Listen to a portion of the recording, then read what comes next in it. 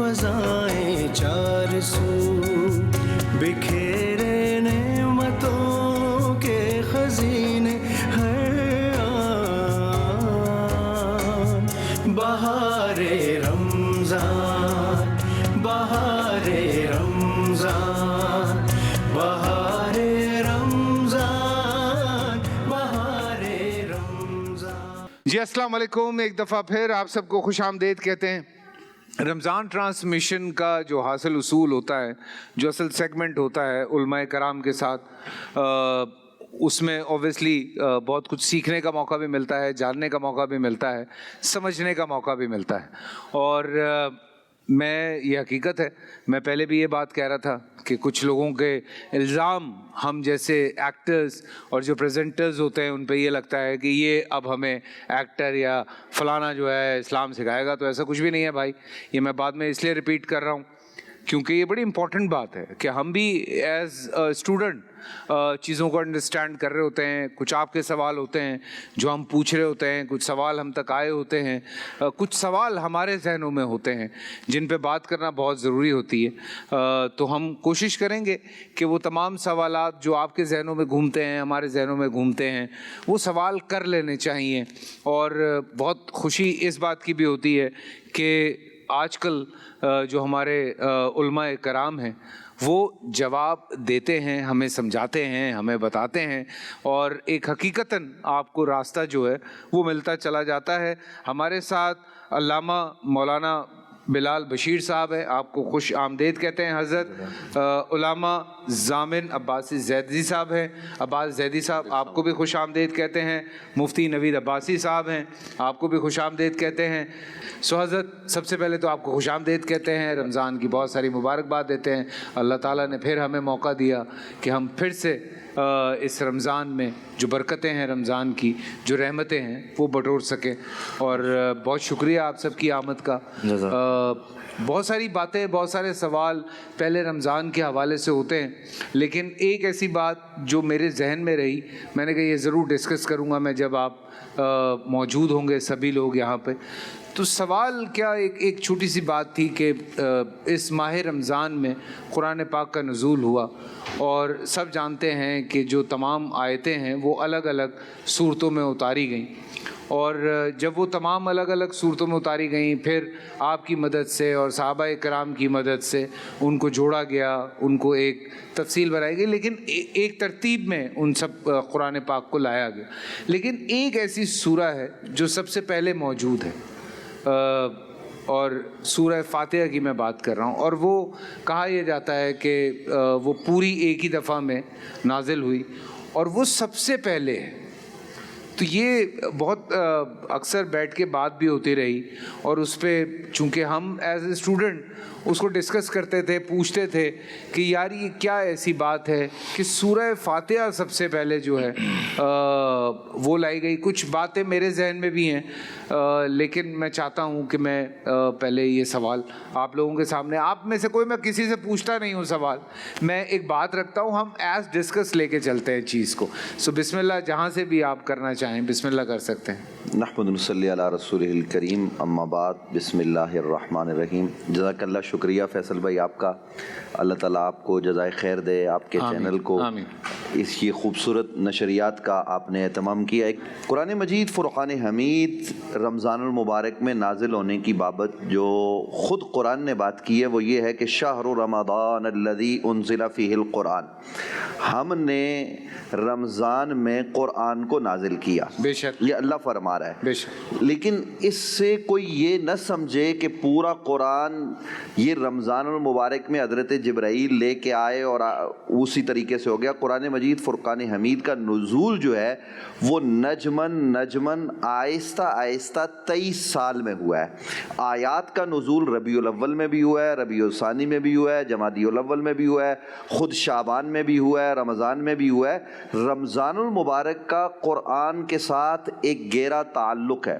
اس تعلق کی بنیاد پر اللہ رب العالمین نے یہ کہا کہ شہر رمضان الذی انزل فیہ القرآن، ایک قرآن حضرت جبرائیل لے کر آئے، وہی کلام جو اللہ رب العالمین نے لوح محفوظ میں رکھا ہوا وہی قرآن وہ نبی اکرم صلی اللہ علیہ وآلہ وسلم کے ساتھ آ کر رمضان المبارک میں دور فرماتے. چونکہ نبی مکرم صلی اللہ علیہ وآلہ وسلم رمضان سے قبل صحابہ کرام رضوان اللہ تعالیٰ علیہم اجمعین کی جو تیاری کرواتے، اور خود نبی علیہ السلام کا جو عمل ہے وہ ہمیں یہ بتا رہا ہے کہ نبی علیہ السلام شعبان میں زیادہ روزے بھی رکھ رہے ہیں، یعنی جو مہینہ گزر گیا اس میں، اور نبی مکرم صلی اللہ علیہ وآلہ وسلم قرآن کی تلاوت بھی کر رہے ہیں، اور یہ رمضان المبارک کی تیاریوں کے سلسلے میں ہے، اور صحابہ کو نبی علیہ السلام یہ بات ارشاد فرما رہے ہیں. تو اس لیے یہ مہینہ قرآن مجید فرقان حمید کے نزول کا مہینہ اس اعتبار سے ہے. باقی جہاں تک آپ نے سورہ فاتحہ کی بات کی، تو سورہ فاتحہ یہ فاتحۃ الکتاب بھی ہے، یہ ام الکتاب بھی ہے، یہ قرآن مجید فرقان حمید کا ایک معنی میں خلاصہ بھی ہے. تو قرآن مجید فرقان حمید کی اس سورہ مبارکہ کی تلاوت بڑی کثرت کے ساتھ ہوتی ہے، اور اس سورہ مبارکہ کی عظمت اور اس کی شان کا اندازہ آپ اس بات سے لگائیے کہ نماز جو ہم پڑھتے ہیں فرض نماز کی ہر رکعت میں سورہ فاتحہ پڑھی جاتی ہے. اچھا، سنن اور نوافل میں سورہ فاتحہ پڑھی جاتی ہے. سورہ فاتحہ کا پڑھنا لازم ہے، اور اگر ہم سورہ فاتحہ کے معنی و مطالب پر غور کریں تو اس میں ایک جہان آباد ہے. مولا کائنات امیر المومنین علی ابن ابی طالب کرم اللہ وجہ الکریم آپ فرماتے ہیں کہ پورے قرآن مجید فرقان حمید کو اللہ نے سورہ فاتحہ میں خلاصے کے طور پر بیان کیا، اور پھر سورہ فاتحہ کا سارا بسم اللہ الرحمن الرحیم میں بیان کر دیا، اور پھر بسم اللہ کا سارا بیان با کے نقطے میں بیان کر دیا ہے، اور فرمایا وہ نقطہ میں علی ہوں. اس لیے نبی علیہ السلام نے فرمایا انا مدینۃ العلم وعلی بابها. رمضان المبارک کا یہ جو تعلق، یہ جو ہمیں میسر آ رہا ہے، تو میں ناظرین جو دیکھنے والے ہمیں دیکھ رہے ہیں ان سے یہ گزارش کریں گے کہ یہ سخاوت کا مہینہ ہے، اس میں سخاوت کیجئے اور قرآن مجید فرقان حمید پڑھیے، قرآن پڑھائیے، قرآن کی تعلیم کو عام کیجئے. جب ایسا کریں گے تو رحمتیں اور برکتیں انشاءاللہ نازل. سبحان اللہ، سبحان اللہ. حضرت آپ کی طرف آؤں گا، حکمت کیا ہے سورہ فاتحہ کی، جو اگر تھوڑا سا، یہ حضرت نے بڑی خوبصورت بات کی ہے، تھوڑا میں جو بھی آتا جاتا ہے. بسم اللہ الرحمن الرحیم، الحمد للہ رب العالمین الرحمن الرحیم. دیکھیے، دنیا میں جب سے انسان نے لکھنا شروع کیا اور جب سے کلام کو کتابی شکل دی گئی، آج تک ہر کتاب کا اسلوب یہ ہے کہ اس کا ایک پریفیس ہوتا ہے، ایک دیباچہ ہوتا ہے، ٹھیک ہے، اور بقیہ کتاب اس کے بعد شروع ہوتی ہے. سورہ الحمد جو ہے یہ پہلا سورہ نہیں ہے، ٹھیک ہے. سورہ الگ کی آیات جو تھی وہ پہلی آیات تھی جو نازل ہوئی، لیکن ترتیب جو دی گئی قرآن کریم کو، اس میں سورۃ فاتحہ کو، سورہ الحمد کو پہلے رکھا گیا. یہ پورے قرآن کریم کا پریفیس ایک طرح سے کہیے، دیباچہ ہے، مقدمہ ہے. یہ مقدمے کا ایک مقصد ہوتا ہے کہ قاری جو 500 یا 1000 صفحات کی کتاب کا مطالعہ کرنے جا رہا ہے، اس کا دماغ تیار ہو جائے کہ اس مقدمے میں، اس پوری کتاب میں ٹاپک کیا ہے، مصنف نے کس موضوع پر گفتگو کی ہے. تو اس قرآن کریم کا جو خالق ہے ہمارا پرور عالم، اس سورۃ الحمد میں صرف 2 ہی عنوان ہیں، یا ذات باری تعالیٰ کے بارے میں گفتگو ہے، یا حضرت انسان کے بارے میں گفتگو ہے. بالکل. اس لیے کہ کائنات کا موضوع بھی انسان ہے اور قرآن کریم کا موضوع بھی انسان ہے. اگر انسان کو، انسان کے تذکرے کو باہر نکال دیں تو مقصد کائنات بھی محفوظ ہو جاتا ہے اور مقصد قرآن کا نزول بھی بے مقصد ہو جاتا ہے. جب کائنات کا موضوع بھی انسان اور قرآن کا موضوع بھی انسان، خالق قرآن ذات الہی، تو آدھا سورہ خدا کی ذات سے مختص ہے اور آدھا سورہ انسان سے مختص ہے. بسم اللہ سے رہ کر الحمد سے، اور اس کے ایاک نعبد و ایاک نستعین، یہاں سے انسان پر گفتگو ہو رہی ہے. ٹھیک ہے. تو بات یہ ہے کہ اس میں ایک واضح چیز واضح ہو جاتی ہے کہ پورے قرآن کریم میں عبد اور معبود پر گفتگو ہو رہی ہے. جتنی گفتگو ہوگی معبود کے بارے میں ہے یا عبدیت کے بارے میں ہے. اور آپ دیکھیے کہ جتنی سورہ مکی ہیں، باقاعدہ قرآن جو شروع ہو رہا ہے وہ سورۃ البقرہ سے شروع ہو رہا ہے. باقاعدہ عناوین کا سلسلہ سورہ بقرہ سے شروع ہو رہا ہے. اور سورہ بقرہ واحد وہ سورہ ہے کہ جس میں وہ مکمل مدنی سورہ ہے، ماں سوائے آخر کی 2 آیات کے علاوہ. جو مکی سورہ ہیں وہ عقیدہ پر گفتگو ہو رہی ہے، توحید پر گفتگو ہو رہی ہے. لیکن جتنی مدنی سورہ ہیں ان میں تمام سوروں کے اندر اللہ نے جو سوشل مسائل تھے، اقتصادیات کے مسائل تھے، لین دین کے مسائل تھے، عموم زندگی کے مسائل تھے، ان پر سورہ گفتگو ہوئی ہے۔ تو سورۃ الحمد کا جو ابتدا میں رکھا گیا ہے وہ اس لیے رکھا گیا کہ تاکہ ایک انسان سمجھ لے کہ میں کون ہوں، میرا رب کون ہے۔ اس لیے دیکھیے کہ سب سے پہلے تعریف کرائی گئی، جیسے مولانا صاحب نے بھی بات کہی کہ بسم اللہ کا نقطہ مجھے کہا، اب اس میں ایک خاص نقطے میں خاص نقطہ ہے، دیکھیے کہ صرف بے کے نقطے کو کہا، ٹھیک ہے، رحمان کے نقطے کو بھی کہہ سکتے تھے، رحیم کے نقطے کو بھی کہہ سکتے تھے، آغاز اس سے ہو رہا ہے۔ اور قرآن کریم کے اگر آپ لفظوں کو پھیلائیں گے تو سب سے پہلا جو اشارہ ہوگا وہ نقطہ ہی بنے گا۔ اور دنیا میں آج تک جتنی زبانیں بھی ہیں، جب انسان لکھنا شروع کرتا ہے تو ڈاٹ سے لکھنا شروع کرتا ہے، ٹھیک ہے، پہلے ڈاٹ بنانا سیکھتا ہے وہ، ٹھیک ہے۔ ہم سنتے تھے آج تک دنیا کی ترقی جتنا زمانہ آگے بڑھا کہ جب ہم نیٹ پر بیٹھتے ہیں یا کمپیوٹر بیٹھتے ہیں، جب ویب سائٹ کو کھولتے ہیں تو www پورا ایڈریس لکھ دیجئے آپ، درمیان میں ڈاٹ نہ لگائیے آپ، تو ویب سائٹ نہیں کھلے گی۔ تو نقطے کی حقیقت کیا ہے کہ اس نقطے کے اندر سارے علوم کا احسا ہے۔ جو میرے مولانا نے کہا تھا، جو رسول خدا کہتے کہ مطلب کہ انا مدینۃ العلم و علی بابھا، میں شہر مدینہ ہوں اور علی اس کا دروازہ ہے۔ تو گویا پورے قرآن کو سمیٹے تو نقطے میں آ جاتا ہے، اور جو نقطے کو پھیلاتے ہیں تو پورا قرآن کریم بن جاتا ہے، ٹھیک ہے۔ تو بات یہ ہے کہ اس سورۃ الحمد جو آپ کا سوال تھا، اس کا مقصد یہی ہے کہ تاکہ بطور مقدمہ قاری آمادہ کر لے کس کے بارے میں گفتگو ہو رہی ہے، کس کے لیے گفتگو ہو رہی ہے، اور جس کے لیے گفتگو ہو رہی ہے اس کی ذمہ داریاں کیا ہیں۔ ایک ہی دعا ہے کہ تیری ہی عبادت کرتے ہیں، تجھ سے مدد مانگتے ہیں، جب تک زندہ رہیں ان کے راستوں پر چلانا کہ جن پر تو نے اپنی نعمتوں کو نازل کیا ہے، ان سے بچانا کہ جن پر تیرا عذاب نازل ہو رہا ہے۔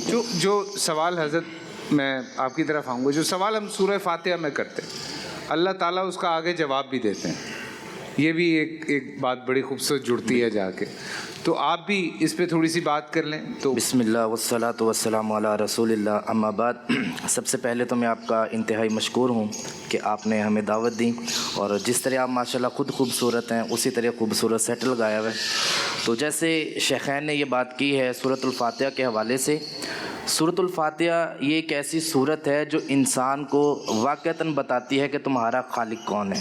بے شک ہم نماز میں کھڑے ہوتے ہیں نا، تو اگر ہمیں اس کا ترجمہ اور مفہوم یاد ہو تو بڑی لذت ہوتی ہے اپنے رب سے باتیں کرنے میں۔ واہ واہ، آپ اللہ سے مانگتے ہیں تو آپ پہلے اللہ تعالیٰ کی تعریفیں کرتے ہیں کہ اللہ آپ رحیم بھی ہیں، کریم بھی ہیں، رحمان بھی ہیں، اور پھر آپ اللہ تعالیٰ سے یہ عہد بھی کرتے ہیں کہ اللہ آپ ہی میرے معبود ہیں، آپ کے علاوہ تو میرا ہے ہی کوئی نہیں، اور میں آپ ہی سے مانگتا ہوں۔ اور پھر جب یہ ساری باتیں اللہ تعالیٰ سے ہوتی ہیں نا، پھر اللہ تعالیٰ ہم سے باتیں کرتے ہیں۔ پھر اللہ تعالیٰ فرماتے ہیں، جیسے نبی علیہ الصلوۃ والسلام کی حدیث بھی ہے، آپ نے فرمایا کہ اللہ تعالیٰ فرماتے ہیں، حدیث قدسی ہے کہ میں نے نماز کو اپنے اور بندے کے درمیان تقسیم کر لیا ہے۔ میرا بندہ میری حمد بیان کرتا ہے، وہ میری بزرگی بیان کرتا ہے، پھر وہ مجھ سے جب سوال کرتا ہے، پھر اللہ تعالیٰ فرماتے ہیں میں بھی اس کی بات کو سنتا ہوں، میں بھی اس کی جو سوال ہے اس کو میں مانتا بھی ہوں، اور پھر جو وہ مجھ سے سوال کرتا ہے وہ میں اسے عطا کرتا ہوں۔ ایک بات بڑی خوبصورت لگی ابھی جب آپ نے بات شروع کی، آپ نے دونوں حضرات کو جو ہے وہ شیخین کیا کہ بڑے ہیں عمر میں بھی، نہیں ویسے بھی، لیکن یہ ایک جو ہم آہنگی ہے نا، یہ بڑی خوبصورت لگتی ہے مجھے۔ میں ہر پل اپنے رب سے یہ دعا کرتا ہوں، اور میری بڑی دعا رہتی ہے کہ اللہ کرے کہ ہم سبھی لوگ اس طرح تھوڑا سا جتنا بھی مل جل کے رہ سکتے ہیں، وہ بہت اچھی بات ہے۔ یہ اصل بھائی یہ بالکل آپ نے درست سمت اشارہ کیا۔ دیکھیے نبی علیہ السلام نے جو رمضان المبارک سے ایک دن قبل خطبہ دیا نا، قد اذلکم شہر عظیم، اس میں نبی علیہ السلام نے، حالانکہ روزے رکھنا یہ مسلمانوں پر فرض ہے، اس میں نبی علیہ السلام نے فرمایا یا ایھا الناس، انسانوں سے نبی علیہ السلام نے بات کی ہے، قد اذلکم شہر عظیم، کہ یہ ایک عظیم مہینہ تمہارے اوپر سایہ فگن ہو رہا ہے، اس کا استقبال کرو، یہ مبارک ہے، یہ برکت والا ہے۔ تو اس میں برکتیں سب کے لیے ہیں۔ ہم تو چاہتے یہی ہیں کہ نفرتیں مٹائیں، محبتوں کو عام کریں۔ ہمارے ملک میں نفرتیں بہت ہو گئی، بہت لڑ لیا، چھوٹی چھوٹی بات پہ لڑ پڑتے ہیں، لڑنا تو اپنی جگہ پر، دیکھیے ایک ہے لڑائی جھگڑا قتل و غارت گری، اس کی کہیں پر بھی حمایت نہیں، ایک ہے اختلاف، مجھے معلوم ہے کہ میں یہاں بیٹھا ہوا ہوں, میں ایک مکتبہ فکر سے ہوں, یہ دوسرے مکتبہ فکر سے ہیں, ان کا اپنا نقطۂ نظر ہے, اختلاف ہوتا رہتا ہے اور اختلاف جو ہے وہ باعث رحمت ہوا کرتا ہے, لیکن اس اختلاف کو ہم قتال تک نہ لے جائیں, لڑائی جھگڑے تک, باہمی یہ چیزیں نہ ہوں. تو یہ امن کی چیزیں یہ جو آپ دکھا رہے ہیں, اس سے بھی تو معاشرے میں لوگوں کے اندر ایک جو ہے نا وہ چیز آ رہی ہے کہ جناب ہر جگہ لڑائی جھگڑے ہو رہی ہے, اور پھر اکثر جگہوں پر جو لڑائی جھگڑا کرنے والے لوگ ہوتے ہیں وہ کم ہوتے ہیں اور جو محبتیں بانٹنے والے ہوتے ہیں وہ زیادہ ہوتے ہیں. سبحان اللہ. چھوٹا سا بریک لیں گے حضرت. میں بالکل میں معذرت چاہوں گا, لاہور میں اس وقت اذان کا وقت ہوا چاہتا ہے, آپ لوگ تیاری کر لیں افطار کی, ہم بس واپس آتے ہیں تھوڑی دیر میں. جی ایک دفعہ پھر آپ سب کو خوش آمدید کہتے ہیں بہار رمضان میں. حضرت میں معذرت چاہتا ہوں آپ سے, میں نے آپ کو روک دیا ٹوک دیا, میری غلطی ہے, لیکن کیا کریں یہ آن ایئر کا آپ کو پتہ ہے یہ مسئلے رہتے ہیں. جی آپ کچھ کہہ رہے ہیں. یہ اختلاف شیخ نے جیسے بات کی ہے کہ اختلاف یہ رحمت ہے, اختلاف کبھی بھی لڑائی کا باعث نہیں بنتا دین میں. مجھے ایک بڑی پیاری بات یاد آئی, حضرت زید بن ثابت رضی اللہ تعالیٰ عنہ اور حضرت ابن عباس رضی اللہ تعالیٰ عنہ, ان دونوں کے درمیان ایک مسئلے میں اختلاف ہو گیا. وہ مسئلہ وراثت کا تھا, جد اخوا کا مسئلہ تھا کہ دادا کے ہوتے کیا بھائی وارث ہیں یا نہیں وارث. اصولی طور پہ حضرت زید بن ثابت رضی اللہ تعالیٰ عنہ کا اگرچہ موقف درست تھا. ایک مرتبہ ابن عباس رضی اللہ تعالیٰ عنہ جو عمر میں بڑے ہیں وہ مدینہ میں تشریف لے کے آئے, اور حضرت زید بن ثابت رضی اللہ تعالیٰ عنہ نے جب ان کو دیکھا اور بھاگ کے گئے, اختلاف اپنی جگہ ہے لیکن بھاگ کے جا کے ان کا ہاتھ چوما, ادب کیا اور فرمانے لگے یہ آپ کیا کر رہے ہیں. فرمایا کہ ہمیں اللہ رب العالمین نے بھی یہ حکم دیا ہے اور اللہ کے محبوب پیغمبر نے بھی ہمیں حکم دیا کہ اہل بیت کا دل و جان سے ادب و احترام کریں. آپ اہل بیت میں سے ہیں, آپ خانوادہ رسول صلی اللہ علیہ وسلم میں سے ہیں, آپ کا ادب ہمارے اوپر لازم ہے. تو یہ اختلاف صحابہ کرام میں بھی رہا علمی طور پہ, لیکن کبھی بھی صحابہ کرام نے ایک دوسرے کی عزت کو آڑے ہاتھوں نہیں لیا بلکہ ادب اور احترام سے پیش آئے, اور ہمیں بھی یہ درس دیا ہے. بالکل ہو سکتا ہے اختلاف کسی بھی بات پہ ہو سکتا ہے. اللہ تعالیٰ نے ہر انسان کو الگ بنایا ہے, اس کی سوچ الگ ہے, اس کی اپروچ الگ ہے. ایک سوال میرے پاس اور تھا, یہ سوال میں ہر رمضان میں پوچھتا ہوں اور یہ ہر دفعہ آتا ہے. حضرت میں آپ سے پوچھ رہا ہوں یہ سوال, رمضان میں شیطان تو بند ہو جاتا ہے, ہمارے اندر تبدیلی کیوں نہیں آتی؟ شیطان یہ دیکھیں, یہ تو کہا جاتا ہے جی شیطان بند ہو گیا, ہمارے اندر تبدیلی نہیں آ رہی. سر ٹریفک کا وہی حال ہے, بدتمیزی ویسی چل رہی ہوتی ہے, بلکہ شاید تھوڑی سی اگر میں لیوریج لوں تو اس وقت تو زیادہ ہی ہو جاتی ہے. بلکہ ماہ رمضان میں شیطان بند ہو جاتا ہے, ٹھیک ہے نا. شیطان مومن کے لیے پرسالی بند رہتا ہے. سبحان اللہ, ٹھیک ہے نا. سبحان اللہ. شرط ہے کہ وہ اپنے آپ کو اس پیمانے پر لے کر آئے. واہ واہ واہ واہ واہ. مسئلہ ہمارے یہ ہوتا ہے کہ ہم تلاوت قرآن کریم کرتے ہیں, لیکن تلاوت اور ورد کرنا ایک الگ چیز ہے. نتیجہ کیوں نہیں ملتا ہمیں تلاوت کریم کا؟ قرآن کریم کا کہ آداب تلاوت یہ ہیں کہ اس کی تلاوت کرو, قرآن کریم کی تلاوت کرو سمجھنے کے لیے, اور سمجھو غور و فکر کے لیے, اور غور و فکر کرو عمل کرنے کے لیے. سبحان اللہ. یہ ترتیب ہی نہیں ہے ہمارے اندر, ٹھیک ہے. ہم پوری رات, اب ماہ رمضان کا آغاز ہو گیا, تراویح بھی ہوں گی, محفل شبینہ بھی ہوں گی, ٹھیک ہے نا. ثواب ہم کہتے ہیں کہ اس عبادت ثواب ہے. قرآن کریم ثواب کی کتاب نہیں ہے, ٹھیک ہے نا. ثواب کے لیے بہت سارے اور فیکٹر ہیں. غریبوں کی مدد کیجیے, بھوکے کو کھانا کھلائیے, ننگوں کو کپڑا بنائیے, بیگا کو گھر دیجیے. فقط ثواب کے لیے نہیں ہے یہ. ہم نے اس کو ثواب کی کتاب بنا کر دیا. یہ کتاب تو اللہ تعالیٰ نے سمجھنے کے لیے بھیجی تھی. دنیا کہاں سے کہاں پہنچ گئی اس قرآن کریم پر ریسرچ کر کے. بے شک ہے نا, بے شک. یقیناً آپ کے نالج میں بھی ہوگا, میں آپ کو عرض کر دوں کہ آج سے جنرل ایوب کا زمانہ تھا جب چائنا کا صدر پاکستان آیا, ٹھیک ہے. تو پاکستانی صدر نے یہ چون لائی کہ اپنی کتاب سامنے لکھا ہوا ہے. حضرت آپ کنٹینیو کریں. بیٹا یہ طوطے بیٹا پیچھے سے اٹھا کے ذرا ادھر رکھ دو جی. کہ اب اس نے اپنی سامنے حیات میں لکھا, یہ جب پاکستان آیا ہے تو اس کو بہترین غلاف میں قرآن شریف تحفے میں دیا گیا. چائنیز صدر نے اس کو چوم کے اپنے سیکرٹری کو دے دیا. 3 دفعہ یہ 3 مختلف میٹنگز میں صدر پاکستان نے یہ عمل دہرایا. جب تیسری دفعہ دیکھا کہ کچھ توجہ نہیں دے رہا, نوٹس نہیں لے رہا, تو صدر پاکستان نے کہا کہ سر یہ ہماری ہولی بک ہے. اس کا جواب تاریخی ہے, آج تک کتاب میں لکھا ہوا ہے. کہا یس ہمیں معلوم ہے یہ کتاب, اور کہا کہ آج جو ہم ترقی کر رہے ہیں نا اسی کو پڑھ کر رہے ہیں. اللہ, دنیا کی ہر چیز کا تذکرہ اللہ نے اس قرآن کریم میں کیا, ٹھیک ہے نا. یہ ماہ رمضان پورے سال ہمیں 11 مہینے موقع نہیں ملتا, مصروف ہوتے ہیں نا. یہ ایک مہینہ اللہ تعالیٰ نے ہمیں ایسا عطا کیا ہے کہ اس کے شب و روز میں ہم نے پہچاننا ہے کہ میں کون ہوں, ٹھیک ہے. اللہ نے انسان پیدا نہیں کیا ہے, ٹھیک ہے, انسان بنانے کے لیے انسان کو پیدا کیا ہے. بے شک انسان تو سبھی ہوتے ہیں, بے شک. انسان, اس کی مثال ایسے ہی ہے کہ جیسے کہ ایک طالب علم, ایک میڈیکل کے اسٹوڈنٹ داخلہ رہتا ہے میڈیکل کالج میں, لیکن گھر والے اس کو ڈاکٹر کرنے لگتے ہیں. ڈاکٹر نہیں بنا ابھی وہ. ہم جب پیدا ہوتے ہیں تو انسان مجازی ہوتے ہیں, انسان حقیقی جب بنتے ہیں جب پہچانتے ہیں کہ اللہ نے ہمیں پیدا کیوں کیا ہے. بالکل. ایک اسٹوڈنٹ دینی مدرسے میں جاتا ہے, 2 مہینے بعد گھر آتا ہے تو گھر والے مولانا کہنے لگتے ہیں نا کہ مولوی صاحب آ گئے, تو مولوی تو نہیں بنا, وہ ڈاکٹر نہیں بنا. لیکن اس پہ میں معذرت کے ساتھ آپ کی بات کاٹ رہا ہوں. کچھ میں نے ایسی چیزیں سنی بھی کہ لوگوں نے کہا کہ نہیں آپ بغیر مدد کے آپ یہ مت کریں, ترجمہ مت پڑھیں, سمجھے نہیں, آپ کسی کی مدد ضرور لیں. یہ بات تو خیر میں بھی اگری کرتا ہوں, بیکاز میں بھی بہت کالز کرتا رہا ہوں اور میں سمجھنے کے لیے, انڈرسٹینڈ کرنے کے لیے کچھ چیزیں ہیں مشکل, اس کے لیے ہم نے بڑی کوشش کی, لیکن وہ کسی کے کان پہ جو ہی نہیں رنگی اس بات پہ کہ ابھی سے اگر بچوں کو عربی پڑھانی شروع کی جائے تو ان کے لیے مطلب یہ میں سیریسلی میں یہ ایک بات, ایک ہماری پاکستان میں فلم بھی بنی, اس میں شعیب منصور صاحب نے اس پہ ایک ہلکا سا وہ بھی تھا کہ ہم سب پڑھ سکتے ہیں, ہم جو کچھ لکھا ہے قرآن پاک میں وہ ہم پڑھ سکتے ہیں, پر ہمیں پتہ نہیں ہے کہ لکھا ہوا کیا ہے. سر یہ کیسی بات ہے حضرت, یہ مطلب ایک حیران کن بات ہے کہ نہیں ہے.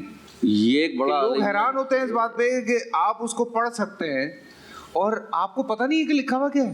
دیکھیے لوگ سوال کرتے ہیں نا کہ جب تک نماز نہیں پڑھتے کوئی خیال نہیں آتا. ہاں, جیسی تکبیر کہی سارے منصوبہ اور ساری دنیا کے پاس سب کام یاد آ جاتے ہیں. ہاں, تو فیض کیوں نہیں ملتا؟ وجہ کیا ہے؟ کیونکہ ہم فقط جو ہم نے عربی کو حفظ کر لیا, ہم ذکر رکوع کر رہے ہیں, سجدہ کر رہے ہیں, قیام کر رہے ہیں, تلاوت قرآن کر رہے ہیں, مجھے نہیں معلوم پڑھ کیا رہا ہوں میں. جب مجھے معلوم نہیں پڑھ کیا رہا ہوں, رکوع میں کس کی عظمت کا اعلان کر رہا ہوں, کس کی سجدے میں کس کی عظمت کا اعلان کر رہا ہوں میں, جب اس کے بعد کا مجھے اندازہ ہی نہیں ہے تو مجھے بتائیے کہ وہ اس کا فیض مجھے کیسے ملے گا؟ بے شک یہ تو لطف الہی ہے, خدا کا لطف و کرم ہے کہ پھر بھی وہ اجر دے دیتا ہے. ٹھیک ہے نا. بات یہ کہ ہم دنیا کی دیکھیں میڈیکل کی باٹنی کی کتابیں پڑھ لیتے ہیں, ہم وہ رٹ جاتی ہیں, ہمیں انجینئرنگ کتابیں رٹ جاتی ہیں, ہمیں سارے فارمولے یاد ہو جاتے ہیں, ہمیں قرآن سمجھ میں نہیں آتا ہمیں. ٹھیک ہے, وہی سمجھ میں نہیں آ رہا کہ جس میں دیکھیں ہر دنیا کی ہر کتاب میں ایک موضوع ہے. کنٹینیو کریں گے, چھوٹا سا بریک, چھوٹا سا بریک سے واپس آتے ہیں. بہارے رمضان, بہارے رمضان, یا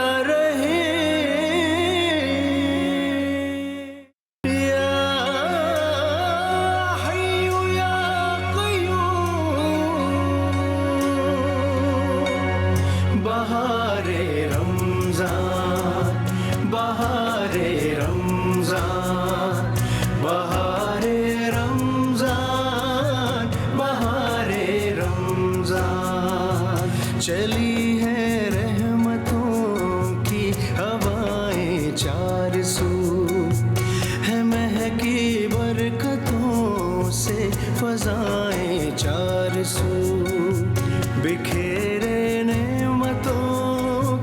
خزینے ہر آن, بہارے رمضان.